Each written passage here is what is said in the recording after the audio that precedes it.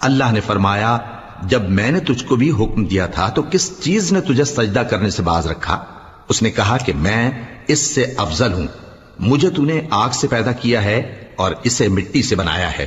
فرمایا تو بہشت سے اتر جا، تجھے شایع نہیں کہ یہاں تکبر کرے، پس نکل جا کہ تو ذلیل لوگوں میں سے ہے۔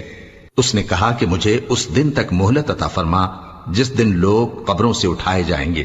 فرمایا اچھا، تجھ کو مہلت دی جاتی ہے۔ بولا کہ مجھے تو نے گمراہ کیا ہی ہے، میں بھی تیرے سیدھے رستے پر ان کو گمراہ کرنے کے لیے بیٹھوں گا، پھر ان کے آگے سے اور پیچھے سے اور دائیں سے اور بائیں سے غرض ہر طرف سے آؤں گا، اور تو ان میں اکثر کو شکر گزار نہیں پائے گا۔